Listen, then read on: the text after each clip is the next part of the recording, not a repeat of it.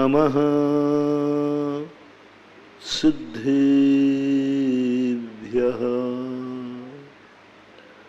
जय श्री ओम नमः सिद्धेभ्यः। सर्वमंगल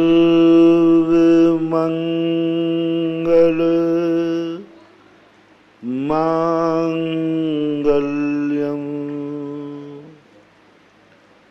सर्वकल्याण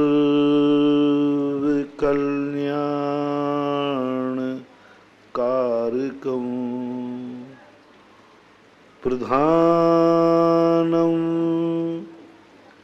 सर्वधर्माणां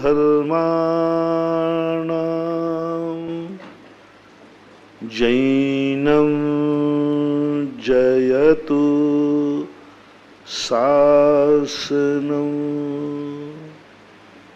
जैन समस्त मुनि संघ की सारी दुनिया मानती है, लेकिन उस मानने से हमारी स्थितियां नहीं सुधर पाती। नीति कहती है दुनिया को दुनिया तो मानते हो, लेकिन इस दुनिया को अपनी मानते हो कि नहीं। सबसे बड़ी बात है, दुनिया को कौन नहीं मानता है,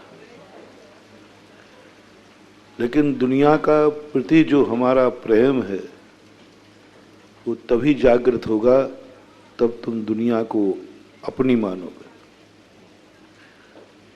भूल दुनिया को मानने में नहीं है, भूल है इस दुनिया को तुम अपनी नहीं मानते, इसलिए इस दुनिया को मिटाने का भाव कर देते हो। इस दुनिया का तुम शोषण करते हो। इस दुनिया के प्रति तुम्हारे लिए अनुराग नहीं जागता, क्योंकि तुम अपना मानते ही नहीं हो। जैसे अभी हम चर्चा की थी, हवाओं को तुमने अपना नहीं माना, तुमने अपने अनुकूल हवाओं को अपना माना। सारे जगत में भी यही स्थिति बनती जा रही है। तुम्हें फल दे रहा है इसलिए तुम पेड़ को मान रहे हो। जिस दिन वो पेड़ फल देना बंद कर देगा उसी दिन तुम उसको काट दोगे। और नीति कहती है जब तक तुम्हें पेड़ों से प्रेम नहीं होगा तब तक पेड़ तुम्हारा उपकार नहीं कर पाएंगे। जब तक तुम्हारा उपकार नहीं होने वाला, तुम हमेशा ऐसे जीवन में आओगे कि कई बार तुम्हारे लिए हरियाली देखने के लिए तरसना पड़े, क्योंकि तुमने कभी पेड़ को चाहा ही नहीं है। जैसे अपने देश में लोग गाय को नहीं चाहते। गाय को जब तक चाहते जब तक दूध देती है, और जैसे दूध देना बंद कर देती है कसाई को बेच देते हैं। लोग नहीं चाहते किसी को। भारत में लोग नाग देवता को मानते, कहाँ मानते। वही नाग घर में निकल जाए तो मरवा डालते और कहते हैं नाग देवता, नाग हमारा देवता है। और नाग कहता है कि मैं तुम्हारा देवता कैसे हूं, मैं निकलते ही तुम मुझे मरवाने की भाव सोचते हो। सारे रिश्ते बनती जा रही है। भगवानों को तो तुम मानते हो, लेकिन तुम भगवान को अपना नहीं मान पा रहे हो, अपनी जिंदगी में शामिल नहीं कर पा रहे हो, अपने परिवार में शामिल नहीं कर पा रहे हो, अपनी दैनंदिनी में शामिल नहीं कर पा रहे हो। इसलिए भगवान दुनिया में है, लेकिन भगवानों का आशीर्वाद हमें नहीं फल रहा है। क्योंकि भगवान को तो तुम मानते हो, लेकिन जिस भगवान के प्रति तुम्हारा स्वार्थ हो, तुम्हारे अनुकूल हो, तुम भगवान को चाहते ही नहीं हो, उनसे यदि उपलब्धि है तो ठीक, नहीं है तो कोई मतलब नहीं। भगवान को अपने, जब तक तुम अपनी जिंदगी का एक सदस्य नहीं बनाओगे, एक परिवार का सदस्य नहीं बनाओगे भगवान को, तब तक चमत्कार होने वाला नहीं। 2 दिन से मैं कह रहा हूं, भगवान तुम्हारे फैमिली भगवान बनाओ, फैमिली भगवान बनाओ। फैमिली भगवान बनाए बिना तुम्हारे लिए उनके प्रति कोई अनुराग नहीं जागेगा और भगवान को भी नहीं जागेगा। क्यों भगवान तुम्हें आशीर्वाद दे, क्यों तुम्हारे संकट दूर करें, क्यों तुम्हारी सुख समृद्धि के लिए ये कारण बने? कौन हो तुम उनके? कौन हो? कोई भी व्यक्ति अपनी संपत्ति देता है तो हर किसी को नहीं देता, पहले सोचता है ये मेरा कौन है। तो भगवान तुम्हारे कौन है? तुम कौन हो भगवान के? कौन हो? भगवान आप भगवान हैं तो इससे क्या हुआ? मैं भगवान हूं, इसमें तेरे लिए कौन सी बड़ी बात? तेरा कौन हो? भगवान को भगवान कहना ये कोई बड़ी बात नहीं है। वो तो हम नहीं कहें तब भी वो भगवान हैं। तेरा कौन है? तेरा कौन है और तू मेरा कौन है? बस इतना संबंध जुड़ जाए तो हमें भगवान की सारी वसीयत हमारे नाम हो जाए। इतना जुड़ना, भगवान तुम्हारा कौन है, तुम भगवान के कौन हो। क्या तुमने भगवान को अपने घर का सदस्य माना है? घर का सदस्य जब कोई बनता है, क्या आपने आपको उन्होंने अपनी जिंदगी भर का तुमने अपना रिश्तेदार माना है? क्या रिलेशनशिप है आपके? 2 बहुत भगवानों की भक्तियां कर रहे हैं, खूब पूजाएं कर रहे हैं, लेकिन आज कोई चमत्कार नहीं हो रहा है। कुछ भगवान से मिलते ही नहीं, अपन गिड़गड़ा के चले आते हैं। सारे लोग भगवानों के दरबारे जा रहे हैं, बहुत इतास हो गया, आज महाराज जी कुछ नहीं मिला, भगवान देता लेता तो कुछ है ही नहीं। क्यों देगा भगवान? तुम कौन हो भगवान के? पराए घर में जाओगे तो खाली हाथ आओगे। पराए घर में जाता है तो वो कुछ भी नहीं देता, बल्कि कई बार तो वो निकाल भी देता, यहां कैसे पधारे। किसी पराए घर में यदि अपन पहुंचे जिससे हमारा कोई संबंध नहीं हो, तो उस घर में तुम्हारी क्या हालत होगी? वो तुरंत के भैया, पहली बात तो चौकीदारी रोक देगा, कहां जा रहे हो, कहां जा रहे हो, क्या है तुम्हारा यहां, कौन है ये तुम्हारे? हाथ पकड़ के निकाल देगा। ज्यादा जबरदस्ती की ना तो FIR दर्ज हो जाएगी, और अंदर जाओगे तो वो तुम्हारा कोई स्वागत करने वाला नहीं, बैठने की भी नहीं कहेगा, कहेगा निकल जाओ यहां से। यही हो रहा है मंदिरों में। मंदिरों में चले आए तुम ऐसे ही, दरवाजे से निकाल दिए जाओगे, और जबरदस्ती करोगे तो धक्का दे दिया जाएगा। मंदिरों से तुम्हें कुछ भी वेलकम मिलने वाला नहीं, कुछ भी नहीं मिलने वाला। घूमते रहो इन मंदिरों में, घूमते रहो भगवान के दरवाजे। ये है कौन तुम्हारे? रिलेशनशिप। और थोड़ी सी रिलेशनशिप निकल जाए और उस दरवाजे तुम जाओगे तो फिर तुम्हारी आव भगत क्या होती है? अरे पूरा परिवार, अरे साहब आप पधारे, आइए आइए आइए। फिर आपकी पूरी पूछ परख होगी, किस लिए पधारे, कैसे पधारे। अरे भाई ठीक है, भोजन तो करो, कुछ ना कुछ तो रो। और जब लौट के आओगे तो कुछ ना कुछ टीका पत्री लेके आओगे, लेकिन किसके यहां से? जिससे तुम्हारी कोई रिलेशनशिप होगी। भगवान से क्या रिलेशनशिप है, जो मैं 3 दिन से कह रहा हूं। संबंध बनाओ, संबंध बनाओ मंदिर को। ये मंदिर कौन है? भगवान कौन है तुम्हारे? ये मंदिर कौन है तुम्हारे? मेरे भगवान है। मेरा शब्द लगाओ। मेरे भगवान हैं, मेरे जिंदगी के सबसे बड़े गार्जियन हैं, सबसे बड़े रक्षक हैं। ये बनाओ भगवान से। भगवान तुम भगवान हो, इससे हमें कोई मतलब नहीं है। मुझे खुशी यह है कि तुम मेरे भगवान हो। समझ रहे हो ना? तुम भगवान हो, इसकी खुशी नहीं है मुझे। मेरे भगवान हो। दूसरे के हाथ में हीरा है, वो हीरा है कि नहीं है, लेकिन तुम्हें कितनी खुशी है?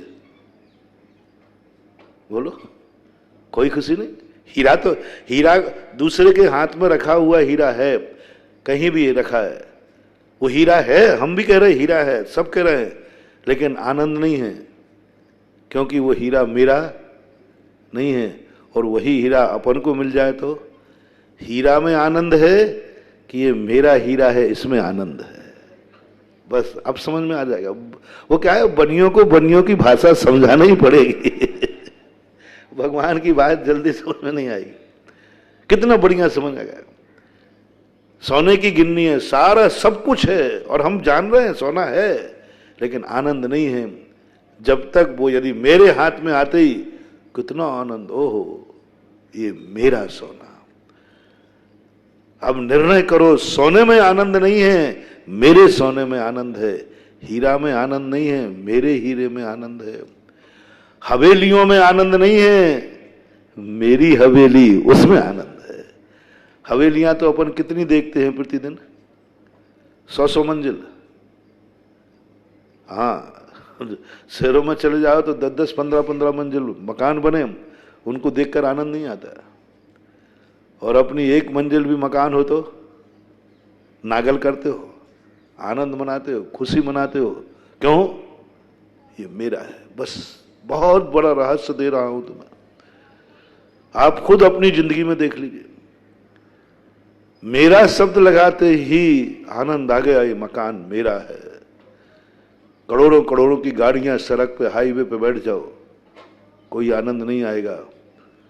और जिस दिन तुम्हारी खुद की गाड़ी आती है, महाराज के पास आ जाते, महाराज आशीर्वाद दो, क्या बात है? अरे महाराज जी बड़ी मुश्किल में गाड़ी लाए। तो मैंने कहा सड़कों पर तो बहुत गाड़ियां चल रही है, तुम अकेले ही लाया? अरे महाराज जी सड़कों पर चलने से हमारा, वो सब गाड़ियां हैं लेकिन आनंददायी नहीं है, क्योंकि वो मेरी नहीं है। गाड़ियां तो हैं, तुमसे अच्छी गाड़ियां हैं, लेकिन आनंददायी नहीं, क्योंकि वो मेरी नहीं है। परिवार में भी दुनिया की माताएं हैं, लेकिन मेरी मां हो तो आनंद है। बेटा है, यशोदा मैया एक बार रोने लगी। नदी में कृष्ण जी अपनी गेंद उठाने चले गए, वो डूब गए।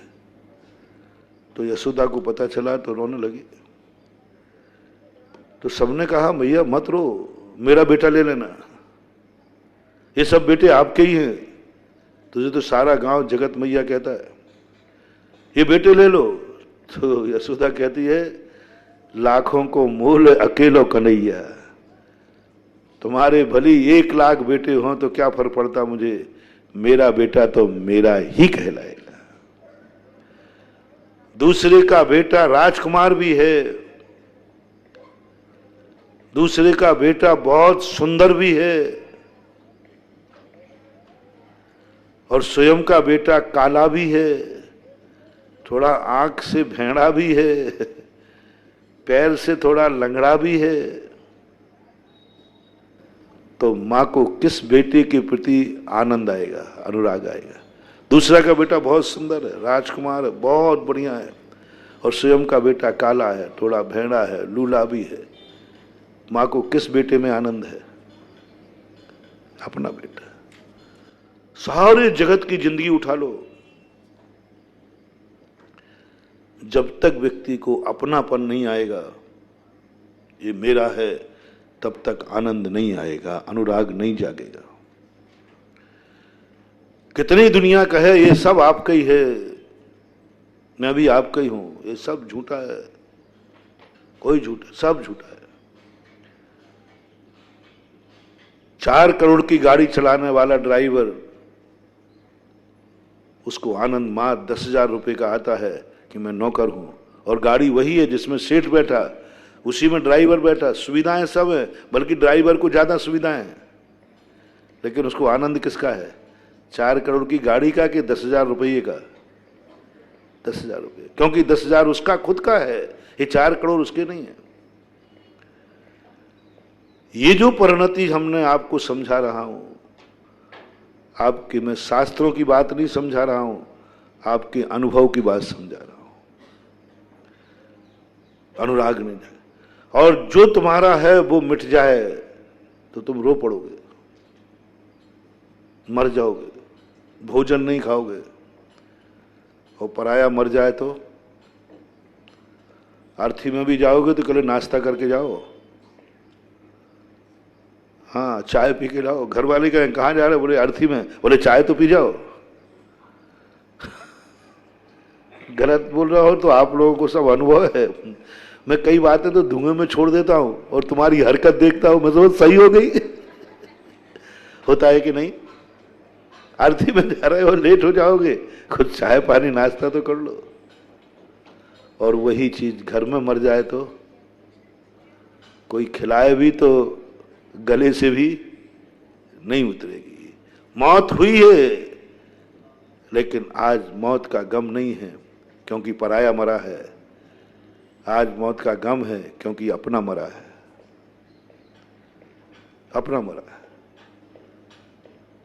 और इसको हम लाख समझाएं तुम्हें कि देखो अपना मरा चाहे पराया मरा, कोई मरा। महाराज जी अब आप समझा रहे हो तो आप ठीक कह रहे हो, लेकिन हम तो ये भेद तो करेंगे, अपने और पराये का भेद तो होगा। महाराज जी हम नहीं जी सकते, हम लाख समझाएं तुम्हें कि जैसा अपना मर गया कोई व्यक्ति, ऐसा ही दुख जब पड़ोसी मर जाए तब करना। महाराज जी आप समझा दो, और सही यही है जो आप कह रहे हो, लेकिन हमारे से हो नहीं सकेगा। हम पक्षपात तो करेंगे क्योंकि अपने मरने पर हम उदाहरण देते हैं ना। तो एक व्यक्ति का सुबह सुबह गाड़ी कहीं गई थी, मान लो शाम को गई, सुबह पेपर में छपा कि जयपुर रोड पर चाकसू के आसपास एक एक्सीडेंट हुआ फलानी गाड़ी का, और आप नाश्ता कर रहे थे सुबह सुबह। तुरंत सोचा क्या बात है, चाकसू जयपुर रोड। पहला तो आप जयपुर में आपकी हवा, अभी वो ग्रास ऐसा है हाथ में और पेपर हाथ में था, खा रहे थे। जयपुर रोड पे रात में तो मेरा व्यक्ति गया है, और गाड़ी भी वही कंपनी की। अब आपका हाथ नीचे जा रहा है और गाड़ी का कलर भी वही है, और ठीक इतने समय पर वो यहां से निकला था, इतने घंटे वो चाकसू के पास ही पहुंचा था। देखो आपके कितने सिस्टम मिलाए आपने, समय भी वही है, समय इतने घंटे में वहां तक पहुंच गया, रोड भी वही है, गाड़ी का कलर भी वही है, कंपनी भी वही है। अब आपका सारा नाश्ता रोना चालू, कुछ नहीं। कोई कहते खा तो लो जो है, बोले क्या खाऊं, सब बर्बाद हो गया, मर गया। और आप जल्दी आनंद फानन गाड़ी में बैठोगे और चलो, रोते जा रहे हो, बिलखते जा रहे हो, बहुत बिलखते। वहां गाड़ी सही में नीचे पड़ी थी, कलर भी वही था, लोग नीचे दबे थे, चिल्ला रहे थे, और तुम नीचे उतरने को, अब उतरने की हिम्मत नहीं है, फिर भी उतर रहे हो। गाड़ी 100 फुट नीचे थी और 50 फुट पे आप चढ़े, वहां पर गाड़ी की नेम प्लेट टूट करके उछट गई, उस गाड़ी का नंबर क्या नंबर दे दूं? तुम्हारी गाड़ी का नंबर 420 था और उस गाड़ी का नंबर निकला वो प्लेट 421।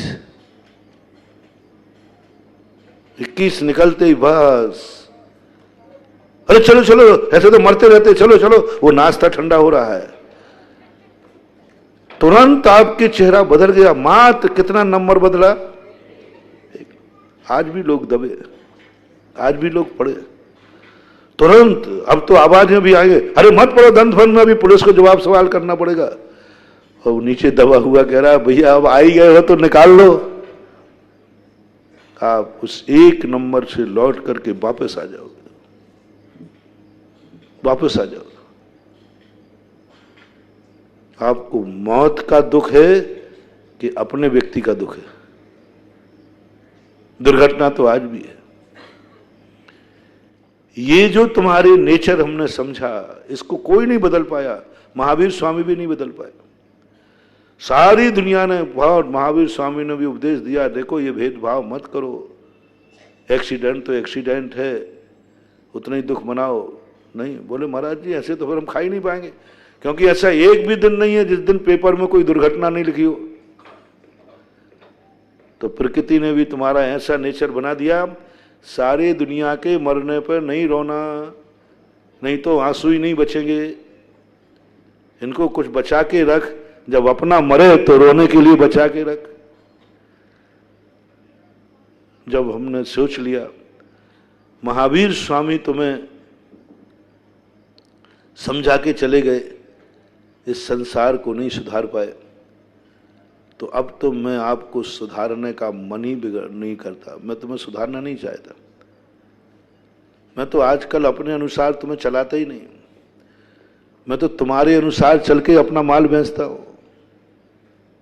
जो नेचर तुम्हारा हो, मैं अपने नेचर के अनुसार तुम्हारा बदल नहीं पाऊंगा। मैं तो कहता हूं अब तुम्हारा जो नेचर है मैं उसी में ही अपना कर देता हूं। मैं तुमसे कहूं कि मोबाइल मत चलाना, बोलो मैं सफल होऊंगा?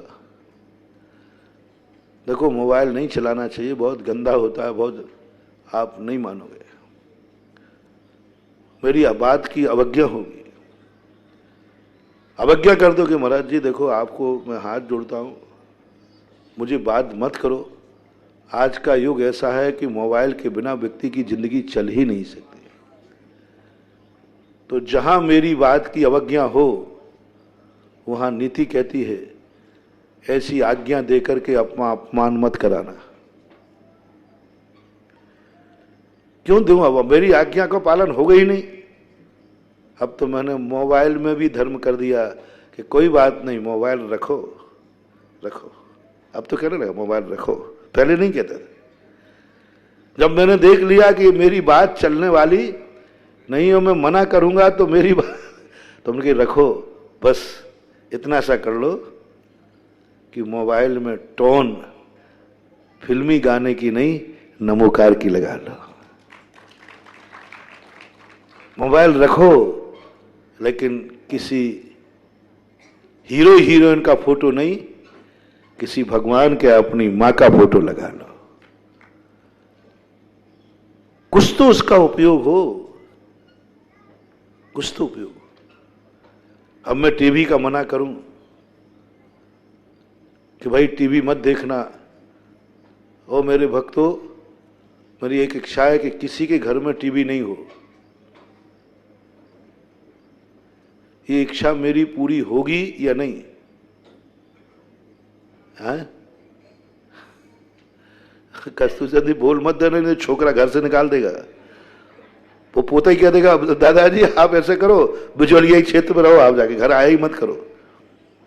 वो आपको निकाल सकता है लेकिन घर से टीवी नहीं निकाल सकता, नहीं निकाल सकता। हमने अब सोच लिया रखो रखो रखो, बस ऐसा किया करो। सुबह शाम पारस चैनल, जिनवाणी चैनल, महावीरा चैनल, सुधा कलश, धार्मिक चैनल घंटे भर देख लिया करो, बस। और क्या, घंटे भर इनको देख लिया करो, उसमें से कोई धर्म की बातें भी पढ़ लिया करो। दिन भर तुम्हें जो देखना है देखो, घंटे भर ये देख लिया करो, देख ले, क्योंकि अब विज्ञान ने आविष्कार कर ही दिया है। तो हवाओं को अपने अनुकूल मत चलाओ, हवाएं जिस तरफ बह रही हैं उसी तरफ बहकर रास्ता निकालो। आज का भौतिक युग है। इसलिए मैंने सोच लिया कि आप लोग, जब तक आपको अपनापन नहीं आएगा तब तक ना आप हंसने वाले हैं ना आप रोने वाले हैं। इसलिए मैंने अपने प्रवचन का पैटर्न बदल दिया। भगवान से तुम्हें राग नहीं होगा, नहीं होगा। तुम्हें राग भगवान से जब होगा जब उनको तुम मेरा मानोगे, मेरे भगवान। और यथार्थ है, भगवानों से कल्याण नहीं है, भगवान हमारे लिए कोई लाभदायी नहीं है। वही भगवान तुम्हारे कार्य करेंगे। ये भगवान मेरे हैं, फैमिली मेरे भगवान। बस मैं बहुत देख रहा हूं, इष्ट देवता बनाना शुरू कर दिया। कौन से भगवान तुम्हारे काम आएंगे? सारे जगत के नहीं। जिस मंदिर के भगवान को तुम मेरा मंदिर, मेरा भगवान कहते हो, वे भगवान काम आएंगे तुम्हारे संकट मोचन में। भगवान काम नहीं आएगा। कौन है वो तुम्हारा जो आएगा? यदि तुम्हारे लिए मोक्ष मार्ग पे जाना है, मोक्ष जाना है, तो मेरे भगवान को मत मानना, भगवान को मानना। मोक्ष जाने वाले को मेरे तेरे भगवान नहीं करना, मात भगवान। नमो अरिहंताणम। कितनी बड़ी बात है, नमो अरिहंताणम।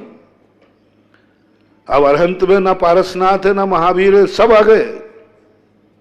मोक्ष जाना है, नमो अरिहंताम पढ़ो। ये 24 भगवानों का भेद मत करो। ये अजितनाथ है, ऋषभनाथ है, पारसनाथ है, ये भेद मत करो। तुम मोक्ष जा रहे हो, तुम्हें कोई लेना देना नहीं।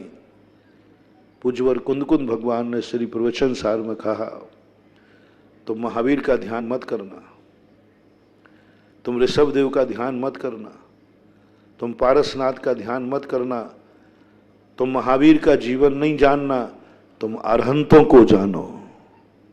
इतने छोटे हो, तुम मुनि बन गए हो, तुम मुनि बन गए हो। तुम पारसनाथ को मत जानो, तुम अरहंत को जानो।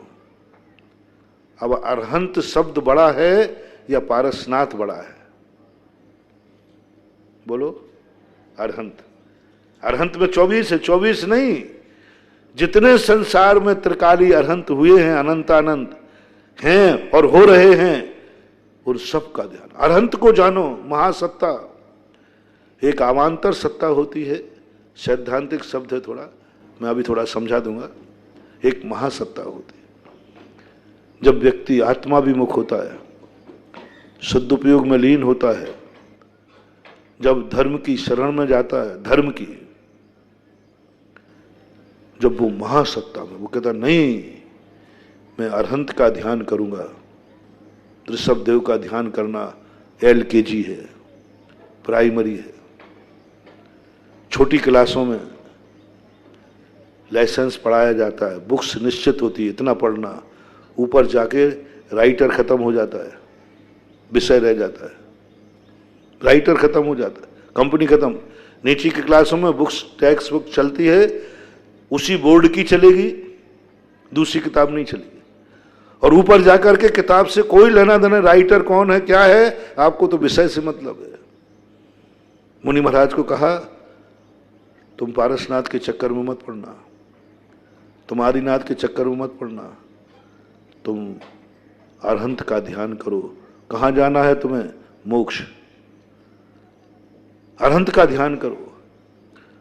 और बड़े महाराजों से कह दिया, अरहंत के चक्कर में मत पड़ो। अरहंत का ध्यान करोगे, सिद्ध छूट जाएंगे। सिद्धों का ध्यान करोगे, आचार्य छूट जाएंगे। आचार्य का ध्यान करोगे, उपाध्याय साधु छूट जाएंगे। और उपाध्याय पांचों परमिष्टि को ध्यान करोगे तो सारा जगत छूट जाएगा। तुम सब विकल्प छोड़ करके मात जीव द्रव्य का ध्यान करो। जीव मात ओनली जीव। जीव का स्वरूप क्या है? जीव तत्व का ध्यान करो,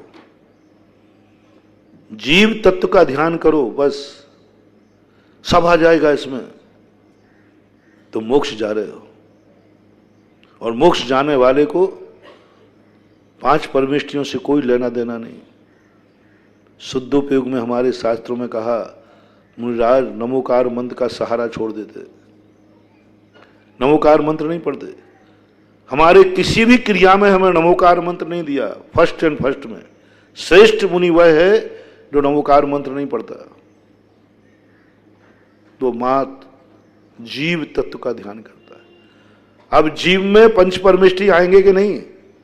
बोलो, आएंगे। और निगोदिया भी आएगा जीव।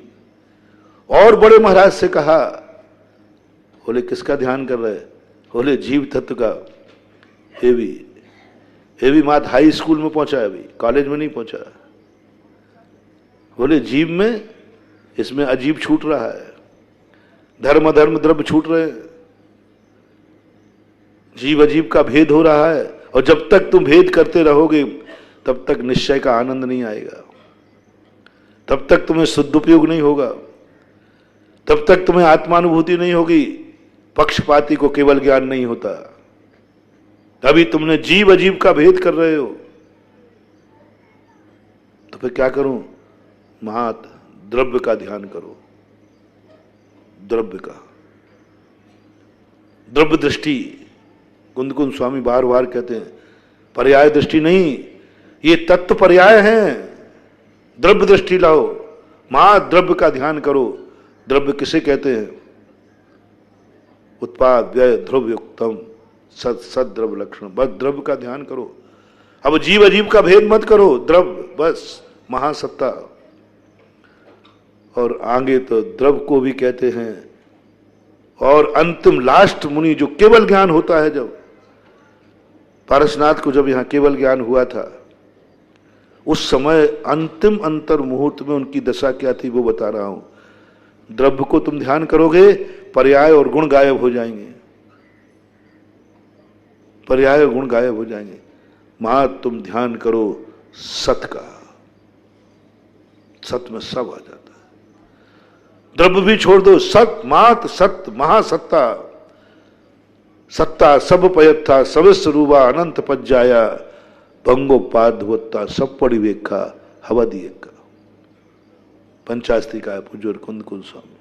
सत्ता सब पयत्ता, कहां तू अटका हुआ है? सत का ध्यान कर ले, सारा ब्रह्मांड उसमें समा जाएगा। सारा ब्रह्मांड, कुछ भी ज्ञान ऐसा नहीं है जो सत नहीं है। दुनिया में जो है जो सब सत रूप है, जो नहीं है वो नहीं है। असत का कभी उत्पाद नहीं होता और सत का कभी विनाश नहीं होता। और तू सत का ध्यान कर ले, अविनाशी बन जाएगा, अजर अमर बन जाएगा। तू विनाश का ध्यान करेगा तो विनाश होगा। जिसका तू ध्यान करेगा वही तुझे मिलेगा। पर्यायों का बार बार निषेध क्यों करते हैं अध्यात्म ग्रंथ? इसलिए पर्याय नाशवान है, तेरा नाश होगा, तेरा नाश होगा। ऐसी चीज पकड़ जिसका नाश नहीं होता हो, उसका ध्यान कर ले। बहुत बड़ी, थोड़ा विषय अध्यात्मिक हो रहा है, लेकिन कभी कभी समझना चाहिए। किसका ध्यान कर रहे हो? जो मिटेगा तुम मिटोगे। किसका ध्यान कर रहे हो? चोर का, चोर बनोगे। किसको देख रहे हो? पापी को, पापी बनोगे। किसकी बातें सुन रहे हो? मूर्ख की, मूर्ख बनोगे। किससे बातें कर रहे हो? मूर्ख से मूर्ख मिले दो दो लाते हों, और ज्ञानी से ज्ञानी मिले तो दो दो बातें हों। वो कहते हैं ना, राजस्थान में एक भजन आता है, ज्ञानी गुरु मिले तो बाता मैं करा। ज्ञानी गुरु मिले तो बाता मैं करा। किससे बात कर रहे हो? बहुत बड़ा कंसेप्ट है महानुभाव। तुम क्या चाहते हो सामने वाले में देखो। यदि जो तुम, जिससे तुम बच रहे हो वह सामने वाले में है, उसको छोड़ दो। पापी से बात करोगे तुम्हारे मुख से भी पापी निकलने लग जाएगा। दिन भर गाली बकने वाले को यदि तोता भी गाली बकने लग जाता है। एक उदाहरण आता है कि दो तोते थे, दोनों बिछड़ गए। एक कसाई के यहां पला जिसके यहां दिन भर गालियां होती थी, और एक पंडित के यहां गया। मां के दोनों बेटे थे, एक ही मां के थे। राजा ने एक बार तोता मंगाया, अच्छा तोता लाओ, पकड़ के लेके आ गए। बहुत मस्त था क्योंकि मांस खाता था, गालियां देता था, सब करता। राज दरबार में आते वो तोता गालियां बकने लगा, मार डालो इसको जो गालियां देते हैं। राजा ने कहा कैसा तोता है, अशुभ बोलता है, किसने पाला इसको, इस तोते को भी मार डालो, बंदी बना दो, और जिसने इसको पालन किया है उसको पकड़ के लाओ। क्या सिखाया? बोलो, जिस तोते को जिसने पाला था उसको भी बंदी बना लिया। दूसरा मंत्री एक और तोता लाया, और राज दरबार में आते ही सबसे कहता है अहो अभाग्य मेरे, क्योंकि उस दरबार में जब भी कोई जाता था तो परिवार के लोग क्या करते थे, आओ भगत, आइए साहब, बैठिए साहब, आओ भाग्य मेरे, आपके दर्शन हुए, राम राम, जय जिनेन्द्र। वो बस ऐसे बोलने लगा। तोता वो ये बोल। राजा ने कहा ओहो ये तोता होकर के जय जिनेन्द्र कह रहा है। तोता कह के आपकी तस्वीर लाए, बड़े भाग्य हैं मेरे, आइए साहब। राजा ने उसे सुख रत्न की उपाधि दी। बोले जिसने इसको पाला है उसको भी राज दरबार में सम्मान किया जाए। बोलो, एक मां के दोनों बेटे, एक किनके बीच में था जो दिन भर गालियां देते थे, तो उसके मुंह से भी गाली ही, और वो दुनिया के दिन भर अब सभी लोग अच्छे शब्द बोलते थे, वो अच्छा बोल रहा। बंधुओं, ये नियम है, सिद्धांत है, जिससे तुम बात, इसलिए हमारे आगम में नीति कही, तुम किसको देख रहे हो? ओह, किसको देख रहे हो? देखते समय सोचो कौन है वो। यदि पापी है, रागी देसी है, कसाई है, तो तुम भी कसाई होगे, तुम भी पापी होगे, तुम भी रागी होगे, क्योंकि जिसको तुम देख रहे हो वो खुद रागी है। उसको आंख झुका लो। साधु सज्जन पुरुष रागान्वित सुंदर वस्तु को क्यों नहीं देखते? क्योंकि वो राग पैदा करेगी। कोई पिक्चर का पोस्टर लगा है, कोई सुंदर वस्तु सामने है, साधु आंख झुका लेता है। क्यों? क्या सुंदरता देखना पसंद नहीं है उनको? पसंद है। कौन नहीं देखना चाहता सुंदरता? फिर आंख क्यों झुका ली? सुंदर वस्तु को क्या आपकी आंख को देखने में नहीं आता? आता है। क्यों झुका ली? बोले रागी को देखेंगे तो रागी पैदा करेंगे, मुझे तो वीतरागी बनना है, तो रागी को कैसे देखूं? इसलिए भगवान ने, गुरु ने नासा दृष्टि कर ली। अपन बहुत सोचते हैं कि भगवान थोड़ा तो देखो। बोले मैं तुझे देख के करूंगा क्या, क्योंकि तू रागी है, देसी है, कसाई है, और मैं देखूंगा तो मैं भी रागी ही हो जाऊंगा। इसलिए जैन दर्शन ने कहा किसको देख रहे हो?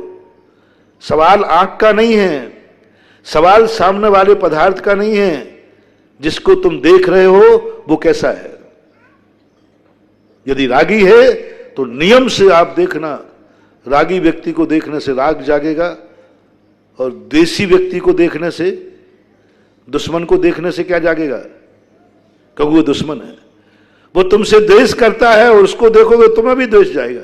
दुश्मन को देखकर द्वेष जागता है, और अपने प्रिय को देखकर राग जागता है। और ना हमें राग चाहिए ना द्वेष चाहिए, हमें चाहिए वीतरागता। तो आंख वीतरागी को देखेगा तो वीतरागता।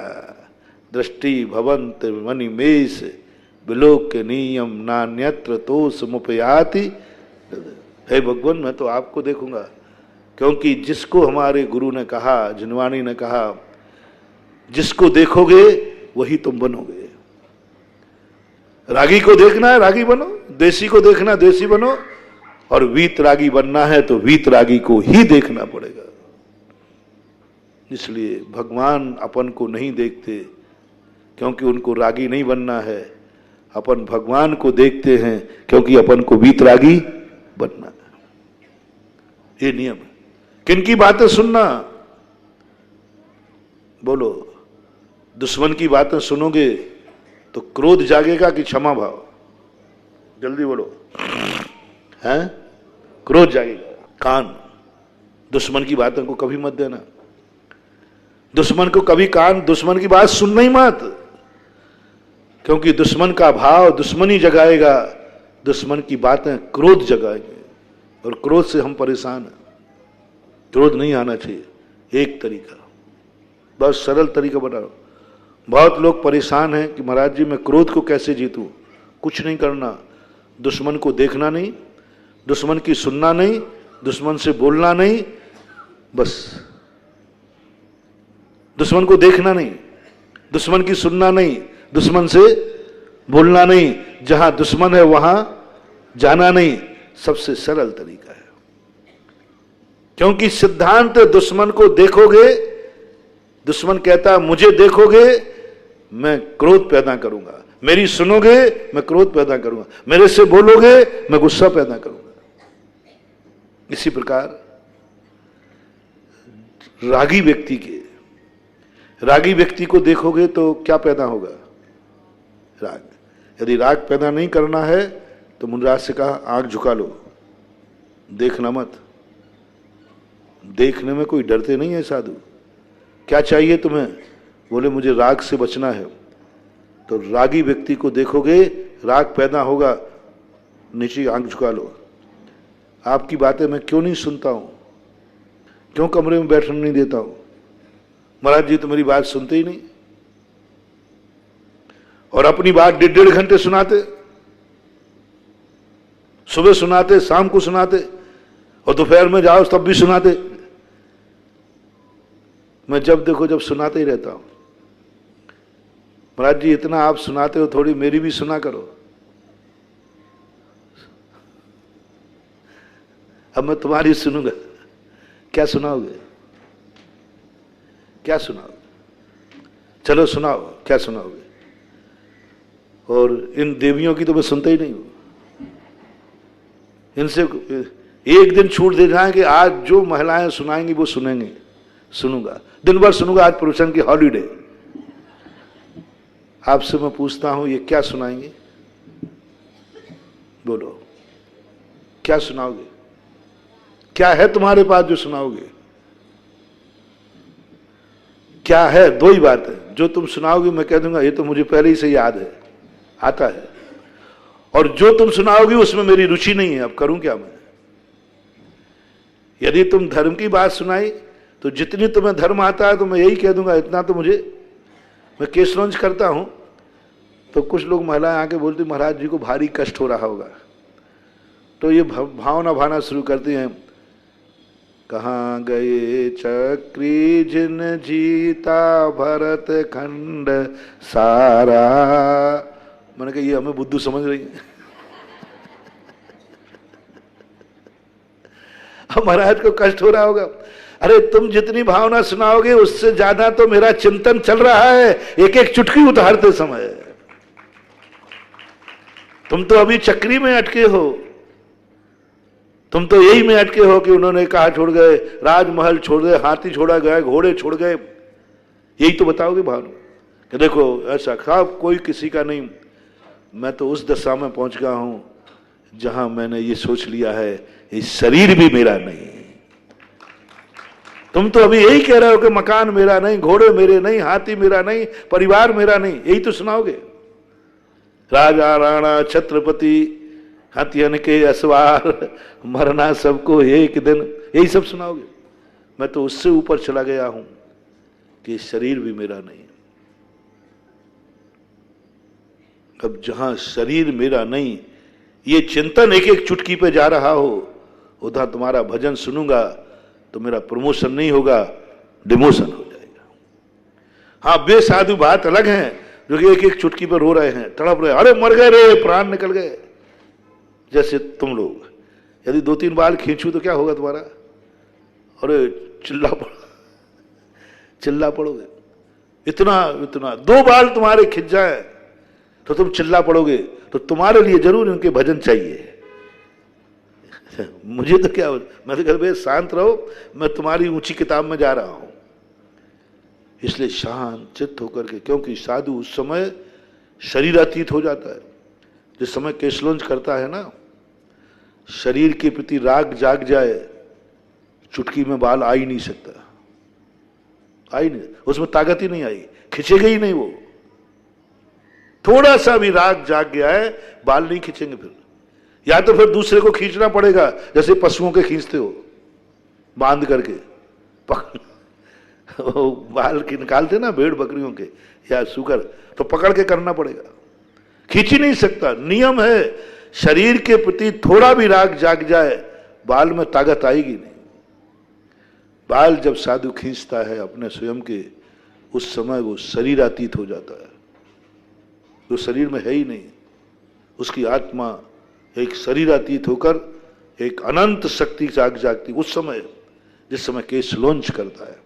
24 घंटे वो शक्ति नहीं जागती, 2 महीने 3 महीने वो शक्ति नहीं जागती। वो शक्ति जगाता है जब हम केशलोंज करने बैठते हैं, सिद्ध भक्ति करते हैं, और सिद्ध भक्ति करते ही शरीरातीत हो जाते हैं, एकदम शरीरातीत। हम दूर खड़े रहते हैं और शरीर के बाल उखड़ते रहते हैं, आत्मा को दूर खड़ी कर देता है और शरीर के केशलोंज कर देता है, पराया मान करके। अपने हाथ से अपने केशलोंज नहीं हो सकते महानुभाव, नहीं हो सकते। अपने हाथ से तो दूसरे के केशलोंज बहुत अच्छी तरह हो सकते। दूसरे के बाल खींचना हो तो तुम खींच दोगे, अपने खींचना हो तो मैं कोई आदमी तो हूं मैं, ये शरीर मेरा है, बाल होंगे ही नहीं, खींचेंगे ही नहीं, केशलोंज होगा ही नहीं, आंसू टपक जाएंगे। लेकिन उस समय हमें आत्मा को अलग समझना पड़ता है और शरीर पराया है, और जब पराया है तो इसके बाल खींचने में क्या दिक्कत है, शरीरातीत हो जाती है उसकी आत्मा। सिद्ध भक्ति करते ही, सिद्धों का ध्यान करते ही शरीर में नहीं रहता वो आत्मा है, सबको दिख रहा है, हाथ पैर चल रहे हैं, लेकिन उपयोग उधर चला गया।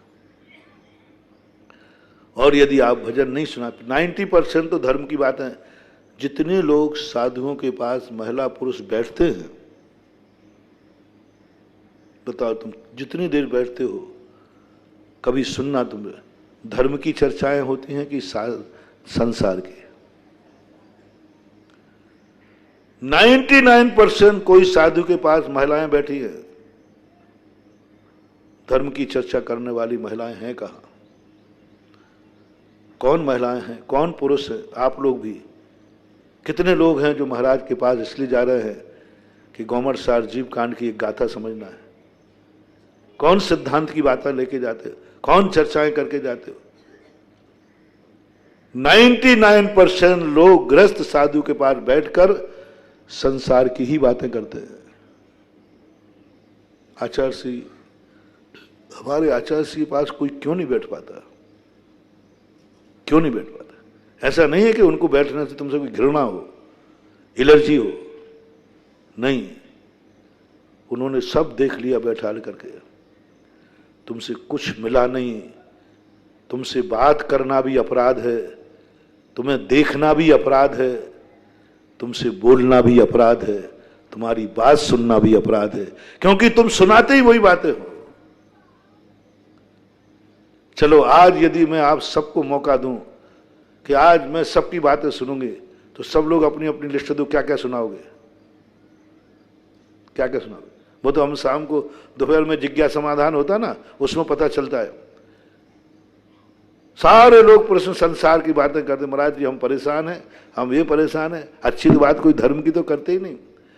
सैद्धांतिक प्रश्न आना चाहिए, अनुकृत प्रश्न आना चाहिए, जिनवाणी के आना चाहिए, वो रहस्यमय बातें पूछना चाहिए जिन बातों को तुमने कभी जाना नहीं, समझा नहीं, और जो तुम्हारे विकास के कारण है। लेकिन संसार की बात, इसलिए हमारे आचार्य श्री पास कोई नहीं बैठ पाता।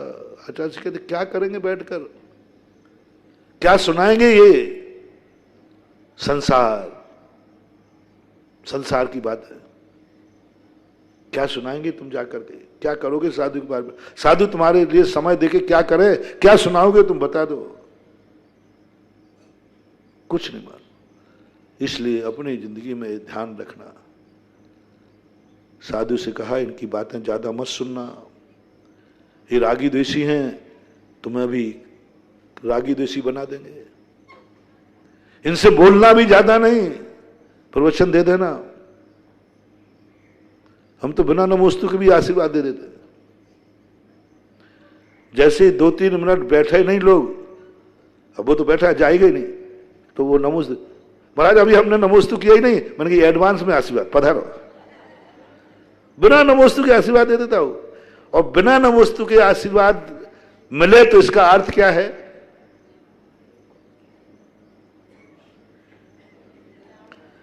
साधु बोर हो गया है, साधु को घाटा लगने लगा है। दुकान पे से तुम किस ग्राहक को जल्दी भगाओगे?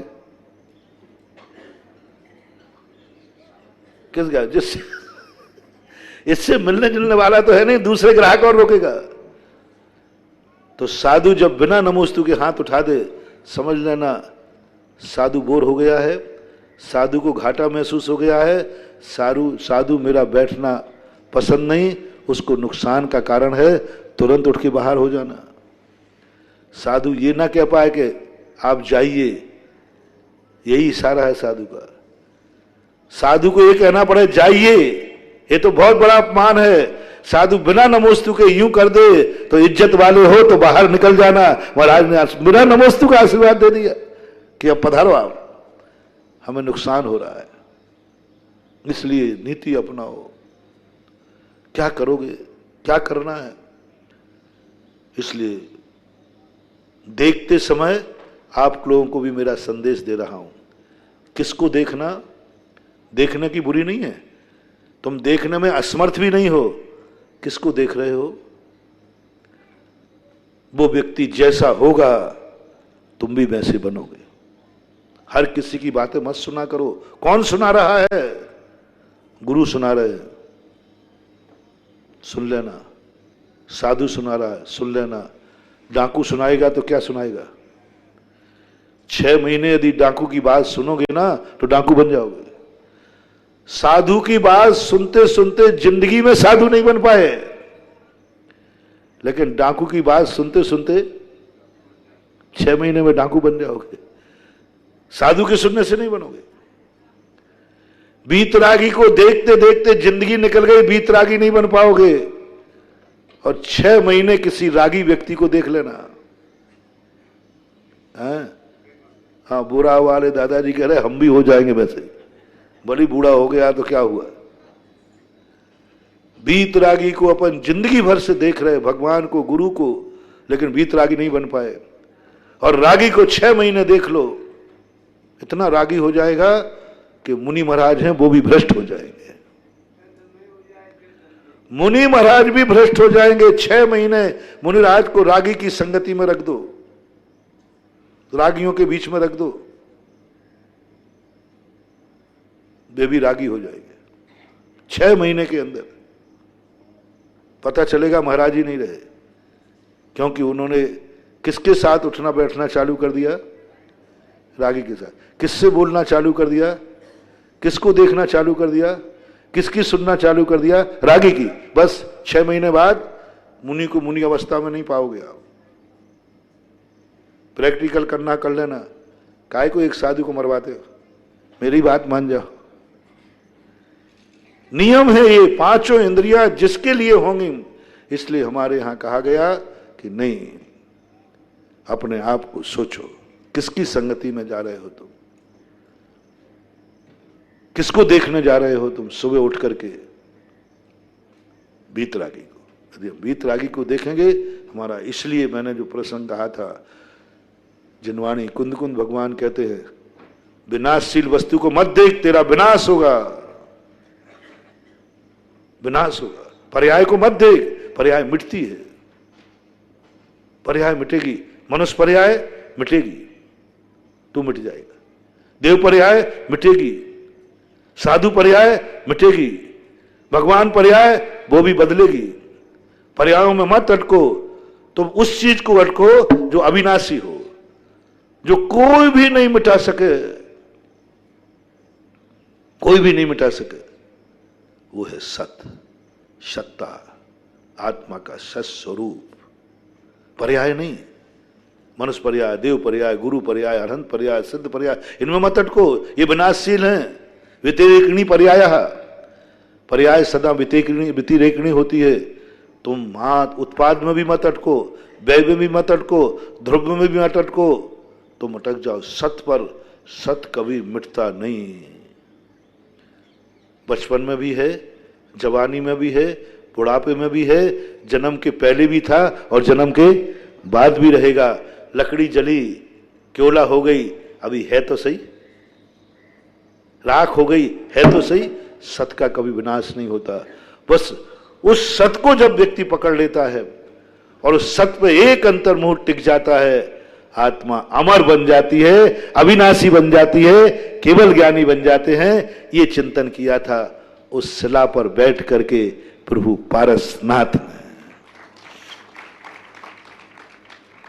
बिजोलिया में आ गए पारसनाथ। उस ध्यान क्या किया था, उसमें क्या चिंतन किया था कि वो केवल ज्ञानी अमर हो गए? क्या किया कि कमर उसको मिटा नहीं पाया? कुछ नहीं बंधु, बस वह सत सत सत सत अविनाशी का ध्यान किया, जिसमें कोई परिवर्तन नहीं होता। वो टंकोत्कीर्ण है। अमृतचंद सूरी महाराज ने समय सार में कहा कि हे भव्य जीव, सम्यक दृष्टि जीव, यदि तू आत्मा का अनुभव करना चाहता है, इस संसार से ऊब गया है, तो मात सत को पकड़ ले। टंकोत्कीर्ण शब्द दिया। टंकोत्कीर्ण का अर्थ होता है टांकी से उखड़ी हुई पर रकील पर जो लाइन होती है, वो किसी तूफानों से मिटती नहीं है, टंकोत्कीर्ण है। टंकोत्कीर्ण कहो, सत्स्वरूप कहो, निर्विकल्प कहो, निश्चय कहो, ये सब एक बात है। उस सत का ध्यान किसको करने को कह रहा हूं? जिसको मोक्ष जाना है, जिसको आत्मा का अनुभव करना है, इसे संसार से कोई लेना देना नहीं, उसके लिए। अब धीरे धीरे बाहर आओ। आप गृहस्थ संसारी हैं, आपको सब कुछ मिटाना नहीं है, सब कुछ बनाना है। आपको संसार मिटाना है कि बनाना है? जल्दी बोलो। मिटाना है तो मेरे जैसा बनना पड़ेगा, इसके अलावा कोई दूसरा राज। जिस बिना नहीं जिन राज सीजे, तू रोलो जग कीच में, एक घड़ी मत विसरो करो, आयु यम मुख बीच में। कुछ नहीं है, कोई उपाय नहीं है। सत्य की तरफ बढ़ो। छोड़ो ये पारसनाथ भगवान को, छोड़ो ये नमोकार मंत्र को, छोड़ो ये द्रव गुण पर्याय, वह सत्य पर जाके टिक जाओ, अविनाशी बन जाओगे। लेकिन ये कहना सरल है। अभी तो महाराज वो उपाय बताओ कि माइन सच्ची चल जाए। अभी तो वो उपाय बताओ छोरा छोरियों के विवाह हो जाए। अभी तो वो बताओ महाराज एक प्लाट लिया है, उस पर मकान बन जाए। अभी तो वो बताओ कि एक दुश्मन मेरे पीछे पड़ा है, उससे निपटा दो। इसको बनाना है तो अब आपको पारसनाथ पे आना पड़ेगा। अब आओ नीचे, अब आ जाओ, आप पक्षपात करो, अब द्रव्य का चिंतन करो। अब आ जाओ जीव तत्व का चिंतन करो, जीव तत्व का चिंतन करो। महाराज अजीब से मुझे कोई लेना देना नहीं, मैं जीव हूं, मेरी जाति जीव है। अचेतन से क्या? अच्छा, अचेतन से तुम इतने स्वार्थी हो गए? अचेतन से कोई नहीं महाराज, हमें अचेतन से जड़ से कोई लेना देना नहीं। तो फिर तुम जीव तत्व का चिंतन करो। अब शुद्ध अब मोक्ष नहीं मिलने वाला। जैसे ही तुम जीव तत्व पे आए, मोक्ष नहीं, मोक्ष मार्ग बनेगा, मोक्ष नहीं बनेगा। इसलिए उमा स्वामी महाराज ने मोक्ष मार्ग की चर्चा की और कुंद कुंद भगवान ने मोक्ष की चर्चा की।